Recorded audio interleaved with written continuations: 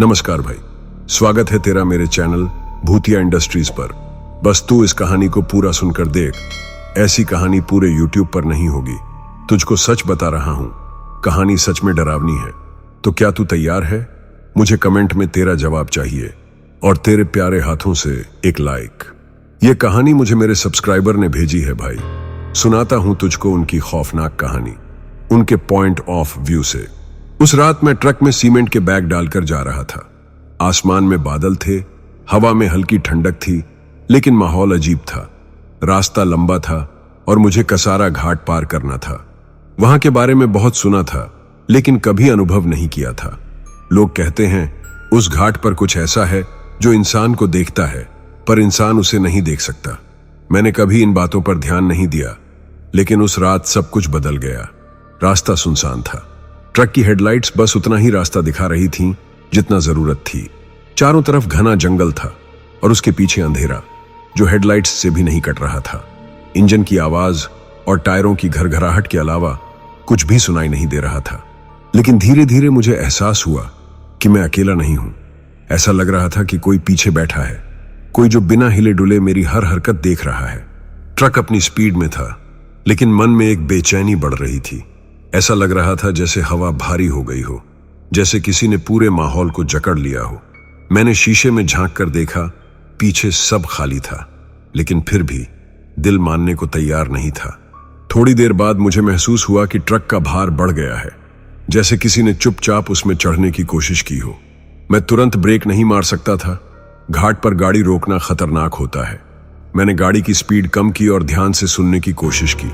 Engine की आवाज के बीच मुझे कुछ और भी सुनाई दिया, हल्की पर साफ, जैसे कोई फुसफुसा रहा हो। मैंने खिड़की से बाहर देखा। पेड़ स्थिर थे, हवा भी नहीं चल रही थी, लेकिन फिर भी ऐसा लग रहा था कि कुछ मेरे साथ चल रहा है, मेरी हरकतों को देख रहा है, मेरे ट्रक के साथ साथ आगे बढ़ रहा है। अब तक मैं समझ गया था कि यह सिर्फ मेरा वहम नहीं था। मैंने खुद को शांत करने की कोशिश की, रेडियो ऑन किया, लेकिन उसमें सिर्फ अजीब सी घड़घड़ाहट थी, जैसे कोई स्टेशन पकड़ ही नहीं रहा हो। मैंने रेडियो बंद किया और ट्रक की स्पीड बढ़ाने की कोशिश की, लेकिन तभी किसी ने ट्रक के दरवाजे पर दस्तक दी। मेरा पूरा शरीर सुन्न हो गया। घाट पर कोई नहीं था, तो फिर दस्तक कैसी? मैंने शीशे में देखा, बाहर कुछ भी नहीं था, लेकिन दस्तक फिर से हुई, इस बार ज्यादा जोर से। ठक ठक। मेरे हाथ स्टीयरिंग पर जम गए, सांसें तेज हो गईं। मैंने हिम्मत जुटाकर शीशे से झांककर नीचे देखा। कुछ नहीं था, लेकिन एक पल के लिए मुझे ट्रक के बोनट पर कुछ चलता हुआ सा महसूस हुआ, जैसे कोई धीरे धीरे आगे बढ़ रहा हो। मेरा शरीर सुन्न पड़ने लगा था। ट्रक के बोनट पर कुछ था, लेकिन हेडलाइट की रोशनी में कुछ भी नहीं दिख रहा था।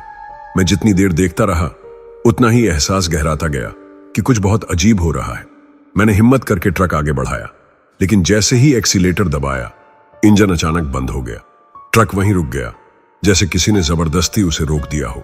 चारों तरफ सन्नाटा था, हवा तक नहीं चल रही थी। तभी अचानक बैक मिरर में हलचल दिखी। कुछ हिला था, जैसे कोई पीछे से झांक रहा हो। मेरी धड़कनें तेज हो गईं। मैंने मिरर को फिर से देखा, पर कुछ नहीं था।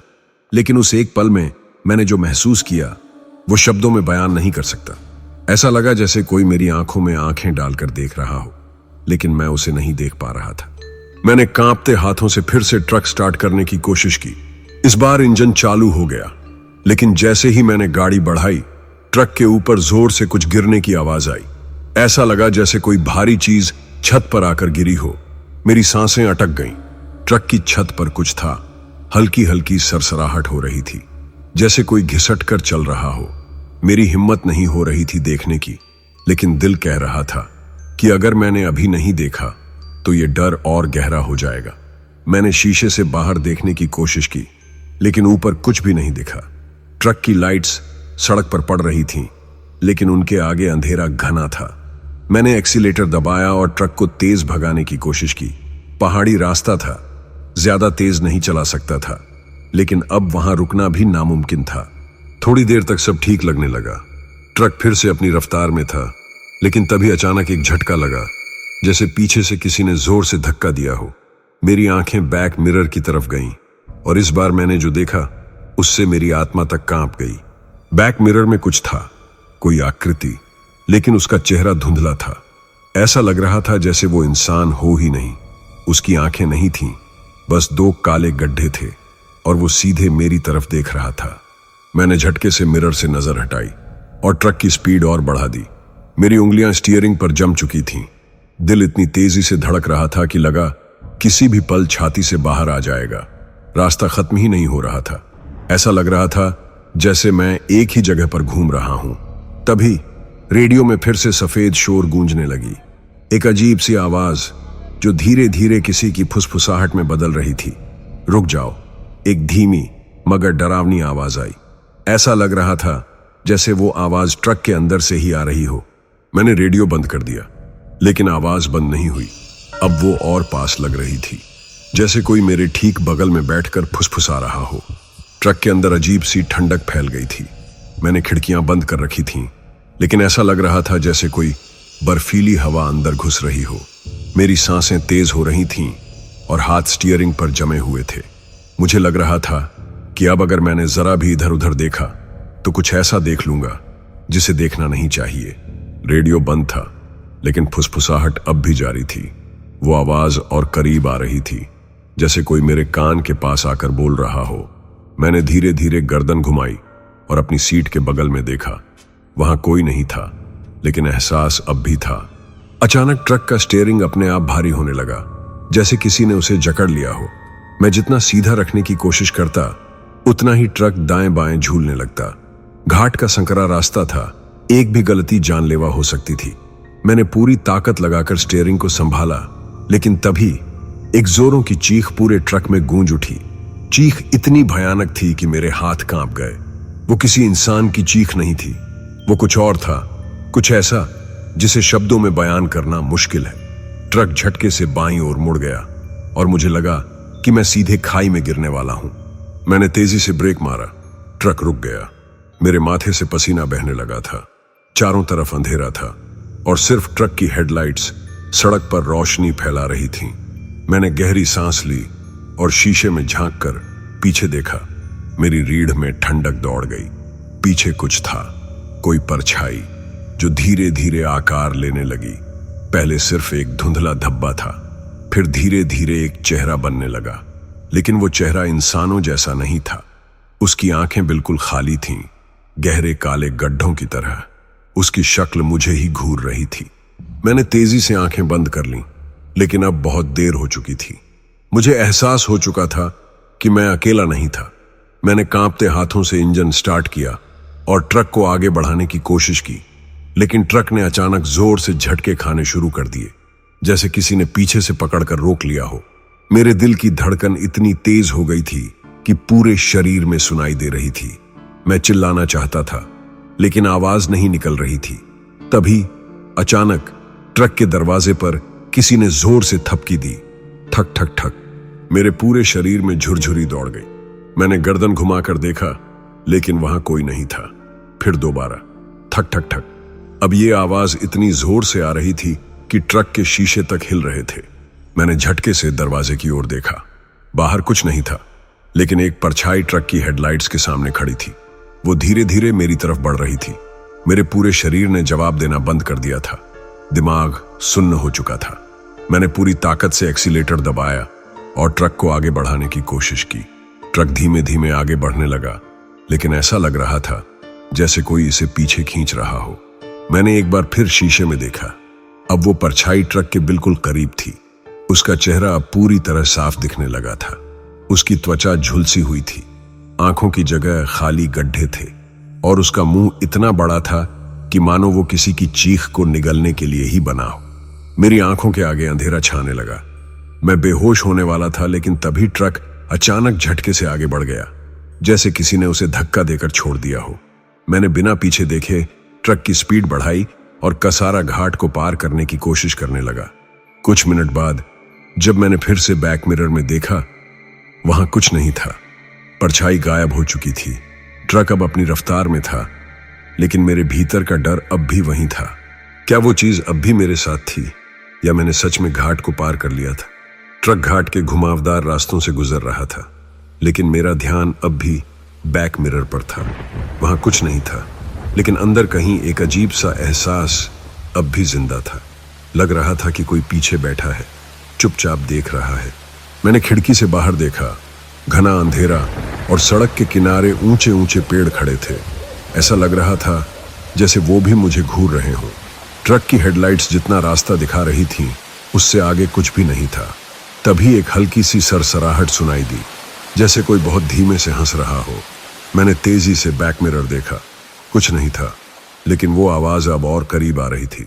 मैं ट्रक की स्पीड बढ़ाने लगा, लेकिन इंजन भारी लग रहा था, जैसे कोई पीछे से खींच रहा हो। आगे एक ढाबा दिखा। घाट के सुनसान रास्ते में किसी आबादी का एहसास राहत देने वाला था। मैं तेजी से ट्रक को वहां ले गया और एक किनारे खड़ा कर दिया।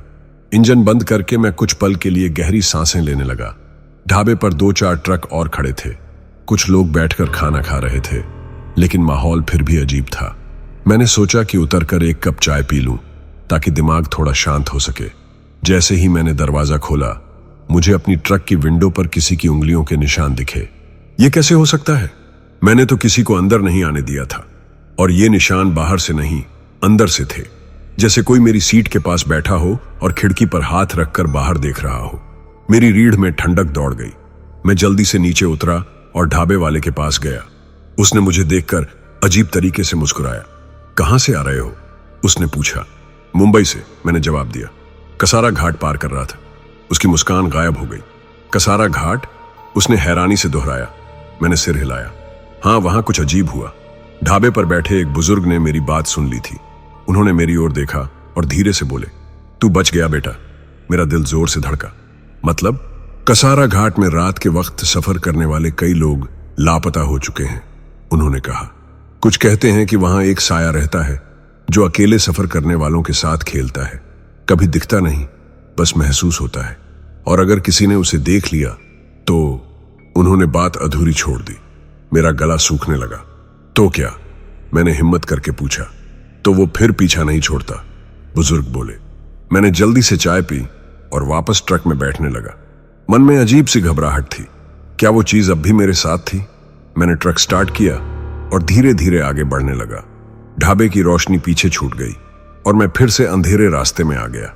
अब घाट लगभग खत्म हो चुका था, लेकिन दिल अब भी धड़क रहा था।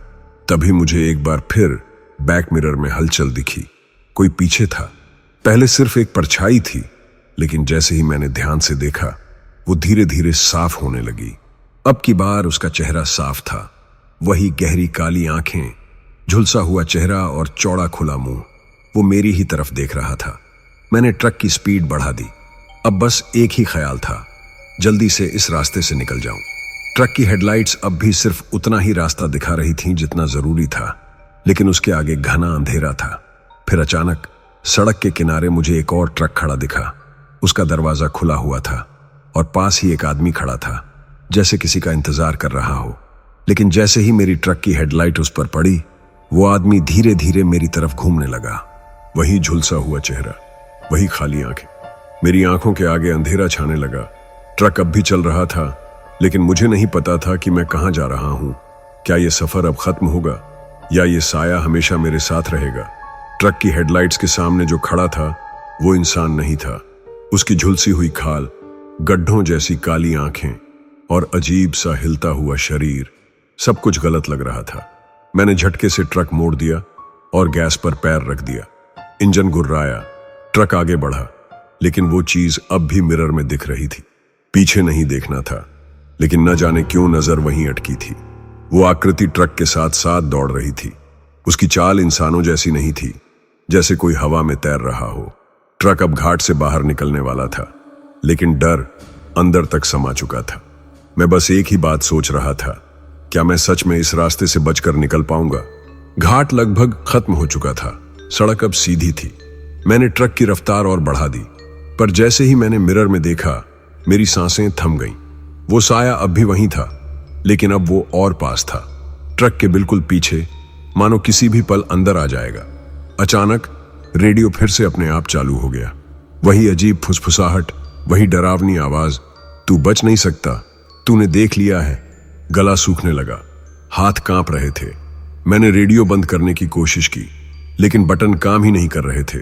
ट्रक की लाइटें भी अब टिमटिमाने लगी थीं, जैसे कोई इनमें भी छेड़छाड़ कर रहा हो। तभी एक और अजीब चीज हुई। सड़क पर मुझे एक और ट्रक खड़ा दिखा। वही नंबर प्लेट, वही रंग, बिल्कुल मेरे ट्रक जैसा। पर वो कैसे हो सकता है? क्या मैं एक ही जगह पर घूम रहा हूं? मेरे दिमाग में हलचल मच गई। क्या मैं किसी लूप में फंस गया हूं? क्या ये सब असली भी है या सिर्फ मेरा भ्रम? मैंने ट्रक की स्पीड और बढ़ाई, लेकिन तभी सामने सड़क पर कुछ दिखा। एक औरत खड़ी थी, सफेद कपड़े पहने, बाल खुले हुए, चेहरा झुका हुआ। मैं ट्रक रोकना नहीं चाहता था, लेकिन मेरे हाथ अपने आप ब्रेक पर चले गए। ट्रक एक झटके में रुक गया। वो औरत धीरे धीरे सिर उठा रही थी। मैंने उसे साफ साफ देखा। वही जली हुई खाल, वही गहरी काली आंखें। वो कुछ कह रही थी, लेकिन आवाज सुनाई नहीं दे रही थी। मैं ट्रक से बाहर निकलने की हिम्मत नहीं कर सकता था। फिर उसने अपने हाथ आगे बढ़ाए और देखते ही देखते हवा में गायब हो गई। ट्रक फिर से चल पड़ा, पर अब मैं किसी तरह का खतरा नहीं उठाना चाहता था। मुझे किसी भी हाल में इस रास्ते से निकलना था, लेकिन जितना आगे बढ़ता, रास्ता उतना ही दोहराने लगता। फिर वही ट्रक, वही परछाई, वही डरावनी फुसफुसाहट। अब मुझे यकीन हो चुका था कि मैं इस रास्ते में फंस चुका हूं। यह सिर्फ सड़क नहीं थी, ये एक जाल था। एक बार इसमें घुसने के बाद बाहर निकलना आसान नहीं था। फिर अचानक सामने रोशनी दिखी, कसारा घाट का आखिरी टोल नाका। मुझे यकीन नहीं हो रहा था कि मैं सच में बाहर आ रहा हूं, लेकिन डर अब भी बाकी था। जैसे ही मैं टोल पार करने लगा, अचानक रेडियो फिर से चालू हुआ। तू बच गया, लेकिन वापस मत आना। टोल पार करते ही ट्रक का इंजन हल्का महसूस होने लगा। मैंने बैक मिरर में देखा, वहां कुछ नहीं था। वो परछाई, वो चेहरा, सब कुछ गायब था। लेकिन क्या वो सच में चला गया था? मैंने गहरी सांस ली और ट्रक को आगे बढ़ाया। अब नासिक ज्यादा दूर नहीं था, लेकिन मन में एक सवाल था, क्या ये डर सच में खत्म हो चुका है या फिर ये सिर्फ एक चेतावनी थी? क्या अगर मैंने दोबारा कसारा घाट का रास्ता लिया तो फिर से वही साया मेरा इंतजार करेगा? शायद इसका जवाब मुझे कभी नहीं मिलेगा। या फिर 2 दिन बाद जब मैं दोबारा इसी रास्ते से जाऊंगा। तो भाई, ये थी आज की खौफनाक कहानी। कहानी का पार्ट 2 बन सकता है। कमेंट में लिखो पार्ट 2।